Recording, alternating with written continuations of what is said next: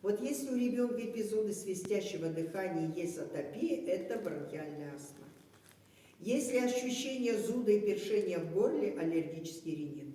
Когда ребенок кашляет, всегда спрашивать надо: у тебя здесь чешется, ты кашляешь, или что-то мешает? И он всегда вам будет говорить: у меня вот там чешется, вот прямо хочу кашлянуть. Это типичный аллергический ринит.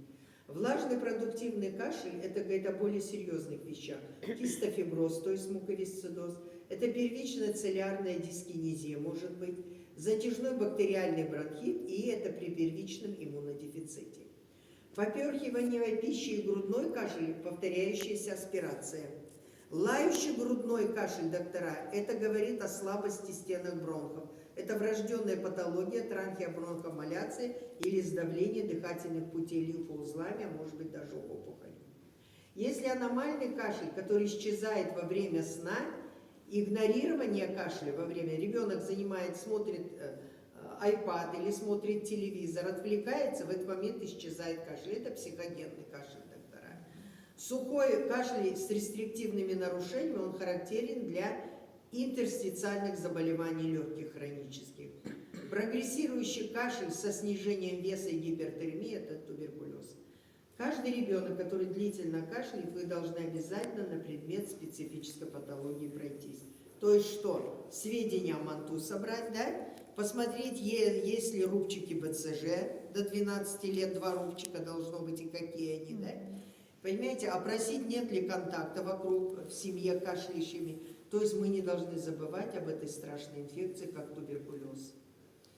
Так, на алгоритме диагноз... Ой, господи, я чуть пневмонии пошли мы. Сразу же начала с алгоритма диагностики пневмонии, он у вас есть в протоколах, доктора.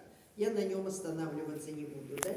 Здесь указано о том, что если у ребенка есть учащение дыхания, на рентген отправляете обязательно.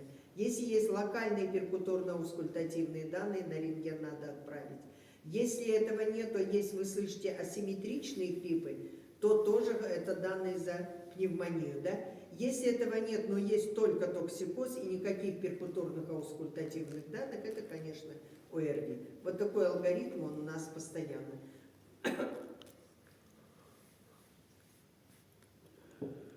Каковы факторы риска летального исхода пневмонии у детей? Летальные исходы пневмонии до сих пор есть. Знаете, это чаще дети до 5 лет. И по данным литературы мужской пол. Это при врожденных хронических заболеваниях наличие у ребенка. Это при позднем обращении за медицинской помощью. Почему? Потому что сейчас некоторые родители не доверяют врачам, и это самолечением занимаются. Идут в аптеку, я сама была свидетелем, провизоры им там, грубо говоря, впихивает все, что нужно, да? И я просто однажды стояла и думаю, не мое дело, ладно, а потом уже не выдержала. Знаете, и сказала провизору: вы имеете юридическое право назначать лечение.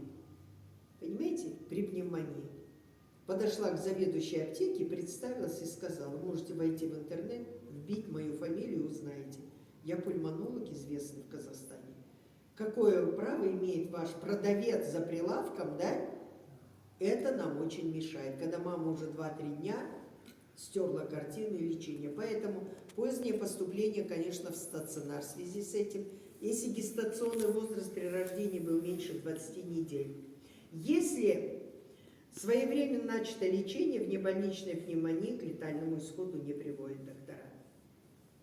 Высокая, конечно, летальность при внутрибольничной пневмонии.